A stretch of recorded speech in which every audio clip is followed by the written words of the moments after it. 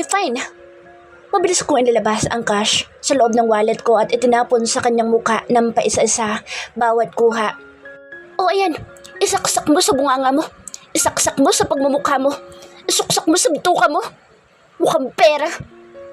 I couldn't help myself. Bastos na kung bastos. Basta naiinis na din ako. Nauubos na din pati ang oras ko at baka malate na ako sa pagluto ng lunch para sa asawa ko. Wow, he uttered.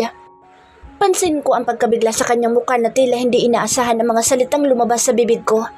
O ano, natulala ka na? Tungtan may kulang pa yan.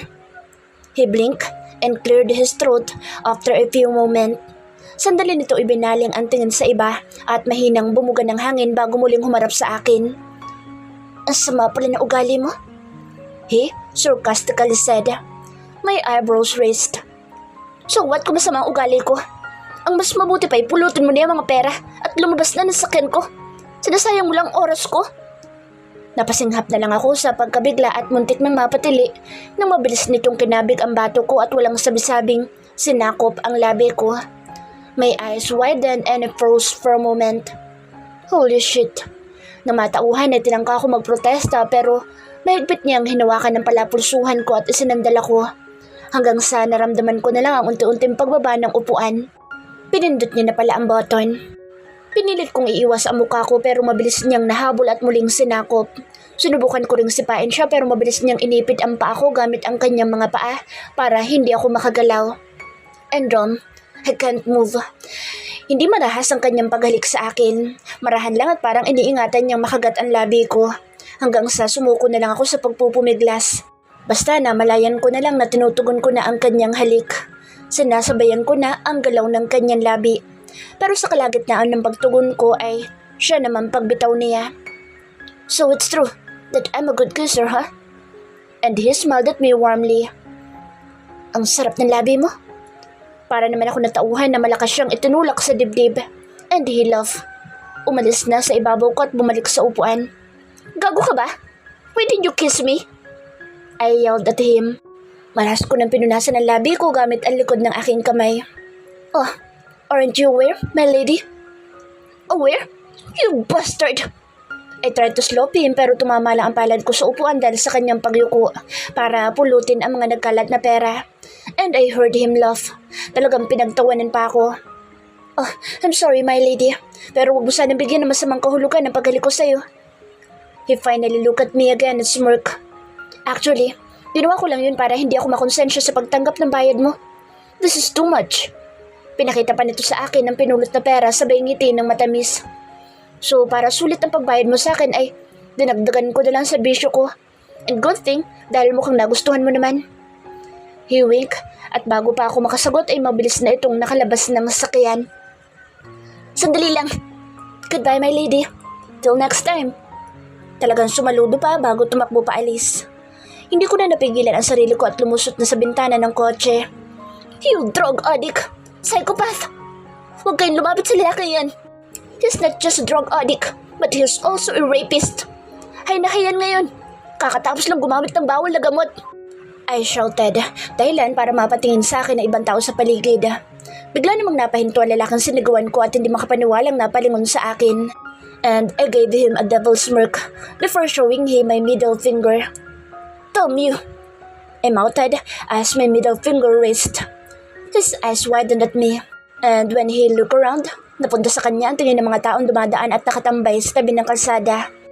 Tatawa-tawa kong isinara ang bintana ng sakyan at binuhay na ang makina. Pero agad ako napatigil sa akmang pagpapaandar na makita ang mga 1,000 sa baba.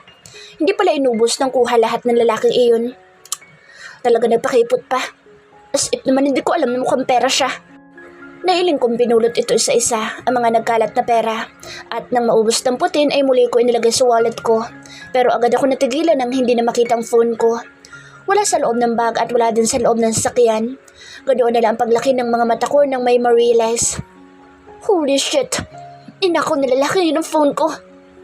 Mabilis kong binuksan ang pinto ng sasakyan at lumabas para sana habulin ang lalaki pero hindi ko na ito makita pa. Wala na ako nagawa kundi patakbuhin ang sasakyan ko para balikan ang kaibigan ko.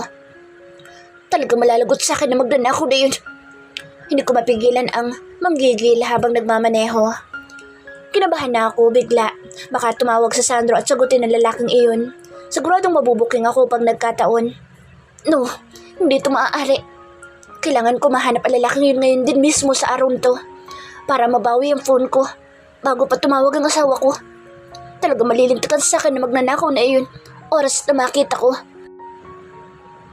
Jessica, I hate you. Talagang pinaghintay mo ako na matagal dito. Nakakainis ka. Muntik na ako maligas sa kakahintay sa'yo. Reklamo sa akin ng kaibigan ko pagdating ko ng parking lot kung saan ko ito iniwan kanina. Instead of listening to what she was saying, I quickly snatched her phone from her hand and started looking up my number. Teka, anong ginagawa mo? Akin na nga yung phone ko. Wait, I need to call my number. My phone was stolen. Parang nataranta pa ako sa pagdial nang makita na ang number ko. What? Ninakaw? At sino naman nagnakaw? Nasnatch ba mula sa'yo? Shh! Silence! Sananyasan ko itong huwag maingay. At tanikom naman ng kaibigan ko ang bibig nito. Maya-maya ay narinig ko na ang pag-ring ng number ko.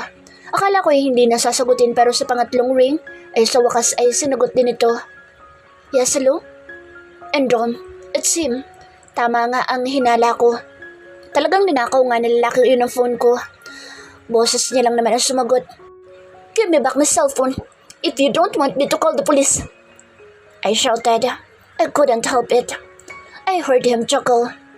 Oh, relax. Ibabalik ko din naman ito.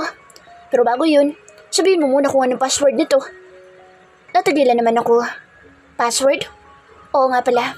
May password ang phone ko kaya hindi niya rin agad-agad mabubuksan unless ipa-unlock niya sa expert. Kahit pa paano napangiti ako. Buti na matindi niya mapapakialaman agad ang phone ko. The password is, damn you, and I will kill you oras na mahanap kita. Kayong manda ka sa akin magnanakaw ka dahil talagang sasapakin kita kapag nakaharap ulit kita. Gigil kong sigaw sa phone. Sinisiguro ko magkakaroon ka ng latay sa akin mamaya. I swear you, damn thief. Pero hindi ko inaasahan ang malakas nitong paghalakhak mula sa kabilang linya. That's great. I will wait for you then. Alam mo naman kung saan ako matatagpuan, right? Okay, goodbye for now, my darling. See you there tonight. And then, the phone call ended.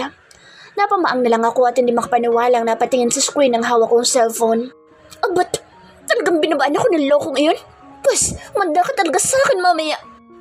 Muli kong sigaw sa inis pero agad ako natigilan nang makita ang reaksyon ng kaibigan ko. Taka, don't tell me kilala mo magnanakaw.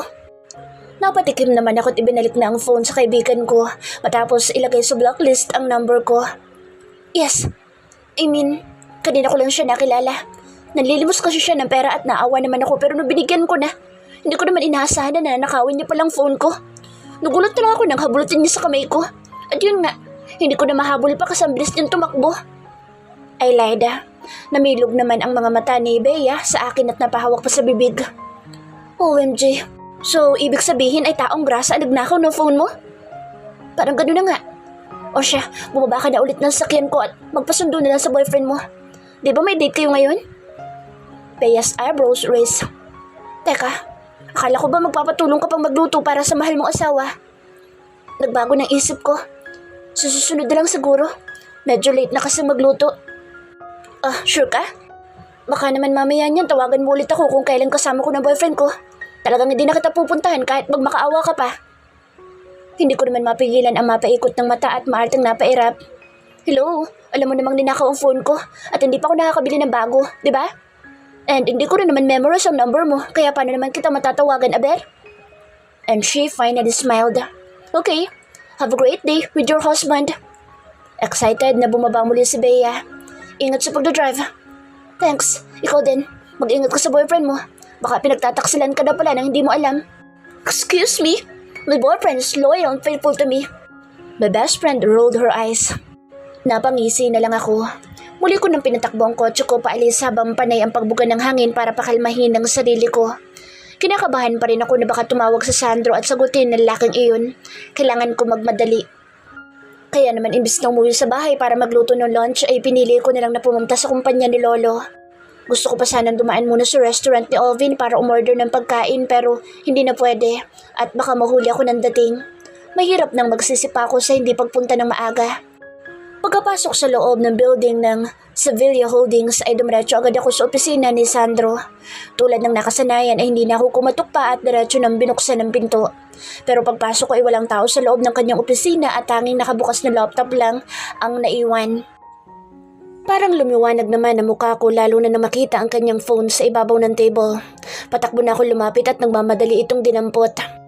At dahil wala akong bulusang mapaglagyan kasi nga bodycon dress ang suot ko, siniksi ko na lang ang cellphone sa loob ng suot kong tubra. Pero saktong, nang matapos kong isuksok ang phone sa dibdib ko, ay siyang pagbukas ng pinto na muntik ko nang ikasinghap sa gulat. Napahinga na lang ako ng malalim at sandaling napapikit bago humarap sa taong pumasok. "Hello, Sandro." Masigla kong bati sabay ngiti ng matamis. It was a fake smile. Kailangan ko lang talagang takpan ang kaba ko para hindi mahalata. "Oh hey, you're too early. Kanina ka pa ba?" Marahan itong naglakad palapit sa akin habang hawak ang white folder sa isang kamay pero imbis na salubungin ako nito ng yakap o kaya halik tulad ng normal na ginagawa ng mag-asawa, nilampasan lang ako nito at agad na dumiretso ng upo sa kanyang swivel chair.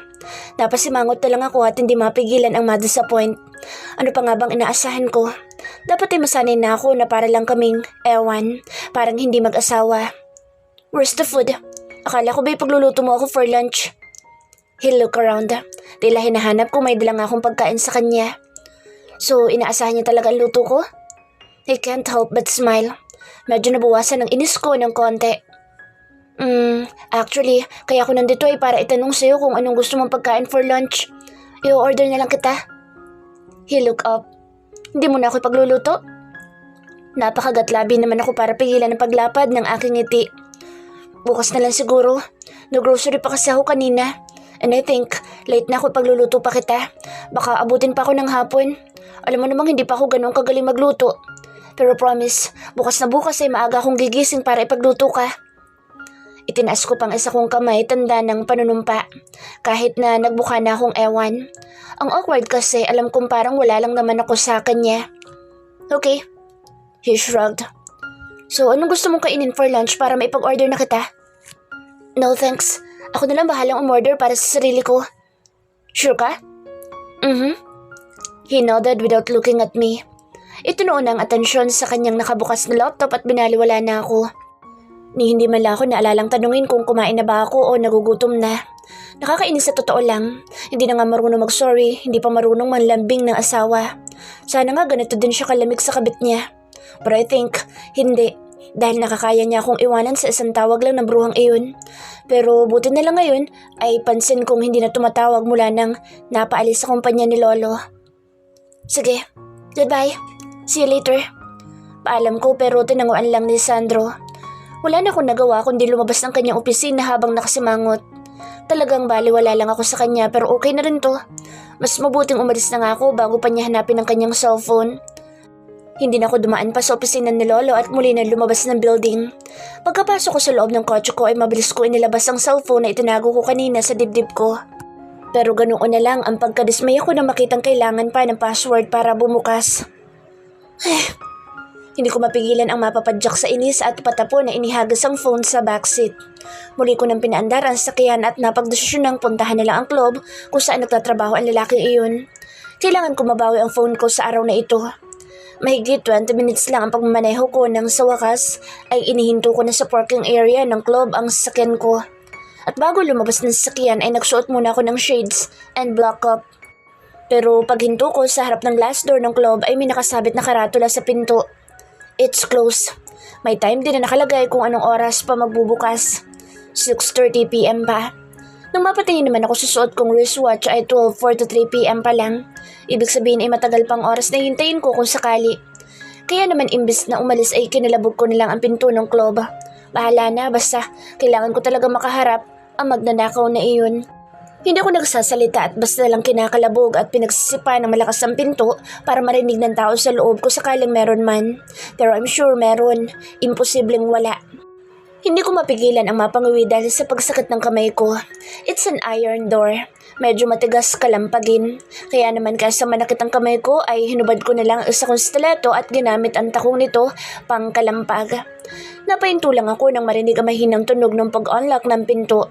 Mabilis ko isunuot muli ang stiletto ko at umayos ng tayo. Akala ko ay may magbubukas na sa akin pero lumipas ng mahigit 3 minuto ay nanatili pa ring nakasarado ang pinto. Kumunot naman ang noo ko sa pagtataka at sinubukang itulak ang pinto. Bumukas naman ito. Sumilip ako ng bahagya. Hallway na walang katao-tao ang bumungad sa akin. Medyo may kadiliman din. Ay, bahala na.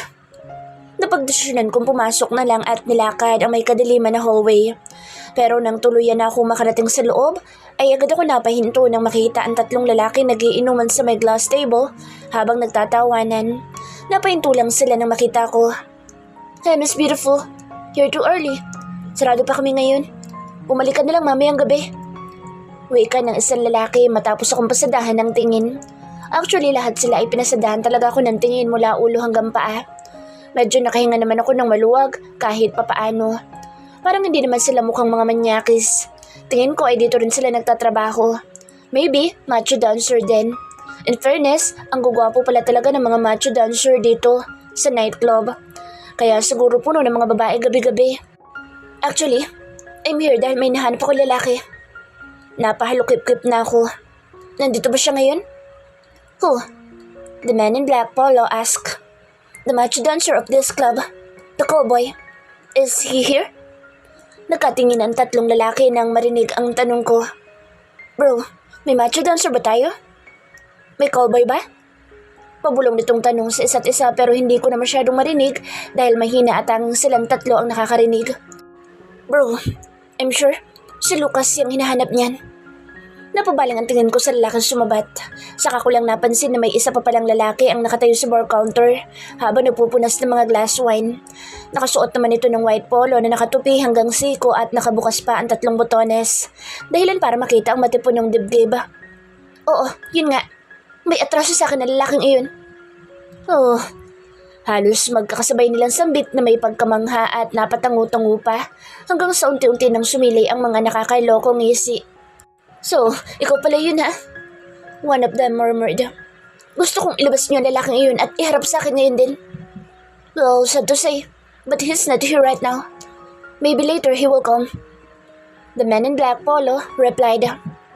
Tuwing Sunday lang yung pumupunta dito, miss. Then call him. Papuntahin mo siya dito ngayon din. Masungit kong sagot habang nanatiling nakatayo at nakahalukip-kip. Sige na bro, tawagan niyo na. I'm sure matutuwa si Lucas kapag nalaman no na hinahanap na siya ng babaeng hinahanap niya. Muling wika ng nasa counter. So, it's her? Halos magkasabay namang bulalas ng dalawa at sabay na lumaki ang ngisi sa akin. Hindi ko naman mapigilan ang magtaka at medyo nailang sa klase ng kanilang tingin. Matawagan nga si Lucas at nang makumpirma. Mabilis na dinukot ng blonde hair ang phone sa pocket nito at nagdial ng number. Habang ang dalawa naman itong katabi ay nakatingin lang sa akin ng nakangisi. What? Anong tinitingin-tingin yung dalawa? I raised my eyebrows to them. Napatikim naman ito at iniiwas na ang tingin sa akin. Dinampot na ang kupitan na naglalaman ng alak at uminom. Hey bro, yung babae mo nandito, tinahanap ka. Masaglang bungad ng blonde hair nang sagutin na ang tawag nito ng kabilang linya. Excuse me, mayos ka sa pananalita mo ha? Hindi niya ako babae. But he just smirked at me. Pangalan mo raw, miss? Sabihin mo sa kanya na ako yung ninakawan niya ng phone. At sabihin mo din na kung hindi siya magpapakita sa akin ngayong araw, ipahuhuli ko siya sa mga pulis at pakukulong. Ngunit hindi ko inaasahan ang bigla nilang pagtawa na tila ba may nakakatawa sa sinabi ko. Ang tapang naman pala ng babae mo, bro. Ipapapulis ka raw dahil magnanakaw ka. Natatawa ang anin ng naka-black polo sa phone na hawak ng katabi. Hindi ko marinig ang sagot sa kabilang linya pero bigla na lang napahalakak ng malakas ang 3 lalaki sabay tingin sa akin. That's great bro. Ibang klase ka talaga. The blonde hair said and looked at me again. Wala daw bibili sa phone mo miss dahil nakalock. Kaya pinapupunta ka na lang ni Lucas sa bahay niya at doon mo daw tubusin. What? Tubusin?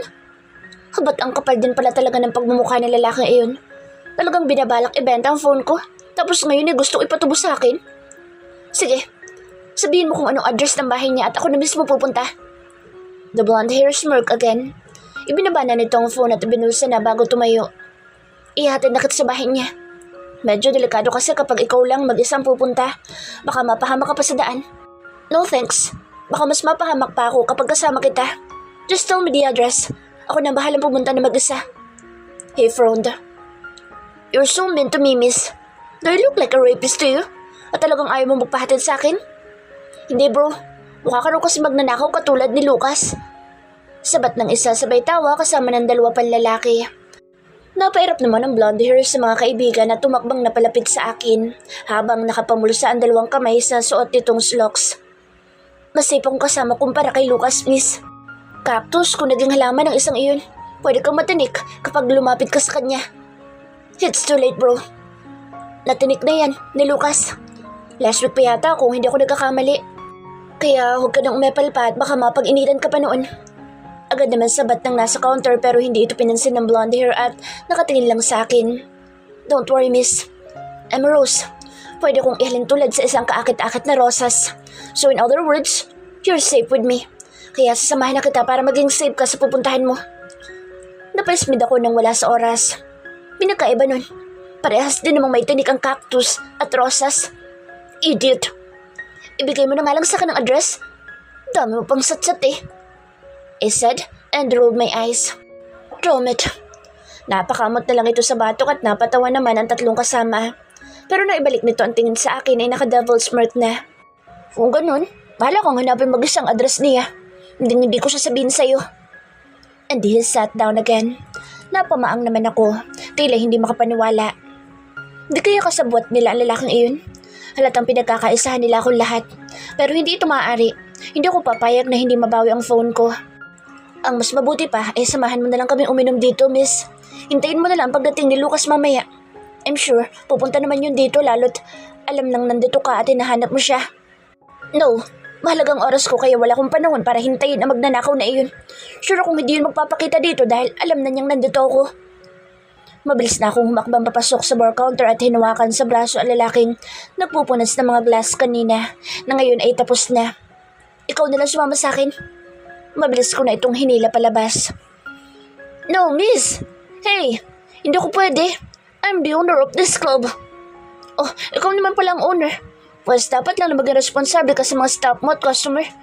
Iharap mo dapat sa akin na magnanakaw mong tauhan kung ayaw mong madamay pati itong club mo. Dahil kapag nainis ako, ay baka ipademolish ko to. Wala nang nagawa ang lalaki at nagpahila na lang ito sa akin palabas ng club. Pagdating sa harap ng sakyan ko ay agad ko itong sinanyasa na sumakay na. Pero parang nag-aalangan pa ito kung sasakay ba o hindi. Kaya naman napilitan akong alisin ang suot kong shades at tinaasan ito ng kilay. Oh, ano pang hinihintay mo? Sumakay ka na nga. Ikaw na rin na magmaneho since ikaw naman nakakaalam kung saan ang address na magnanakaw na iyon. Inihagos ko na sa kanya ang susi at agad naman itong nasalo gamit ang isang kamay. Fine. Napilitan itong pumasok sa loob ng sakyan at naupo sa driver's seat. Napangiti naman ako at pumasok na rin sa loob hanggang sa pinaandar na nito ang kotse paalis ng parking area. Ano nga pala pangalan mo, miss? Have a beautiful pair of blue eyes. Are you half Russian? Or... He asked me while driving. My name is Jessica. And yes, I'm half Russian, half Danish, and half Filipino. Ikaw, anong pangalan mo? Oh, nice.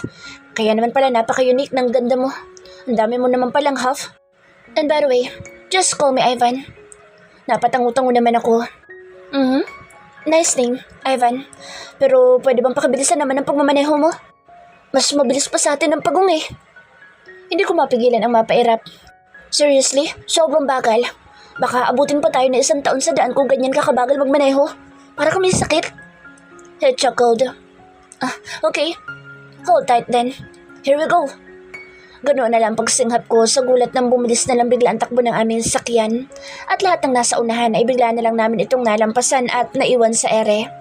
Ano ka ba? Hinaan mo naman ng konti at baka maaksidente pa tayo. He smirked. You don't have to worry. I'm a professional racer.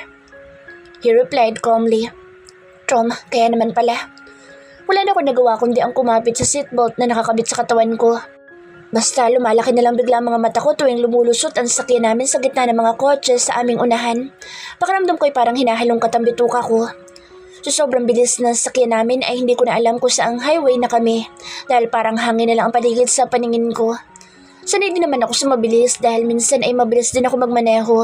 Lalo na kapag naiinis ako pero ngayon ko lang talaga na-experience ang ganito kabilis. Panay tuloy ang luno ko dahil sa kaba na baka bigla na lang kaming sumalpok o may mabangga sa amin. Siguradong langit ang pupuntahan namin. Pero namalayan ko na lang ang pag-uga ko sa aking kinalalagyan at pag-untog ng ulo ko sa upuan dahil sa biglang pagpreno nang wala man lang pasabi.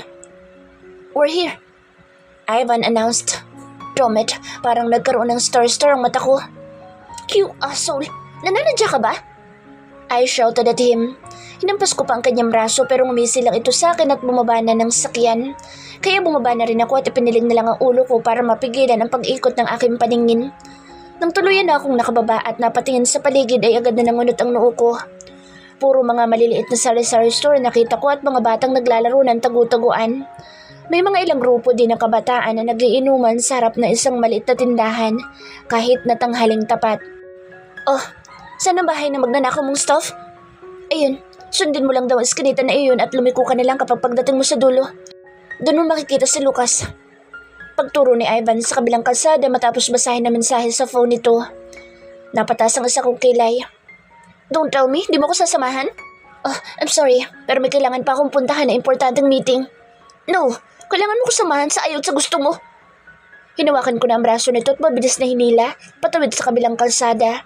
And good thing, hindi naman ito pumalag at nagpatianod na lang, sabay kamot sa batok na tila napilitan lang talaga. Nang makatawid sa kalsada ay pinasok na namin ang maliit na skinita. May mga nagkalat pang tayo ng mga aso na talaga namang sariwa pa. Hindi ko tuloy mapigilan ang mapangiwi sa pandidiri. "Ew, it doesn't smell nice." Napatakip na lang ako sa ilong ko. May tae bang babango?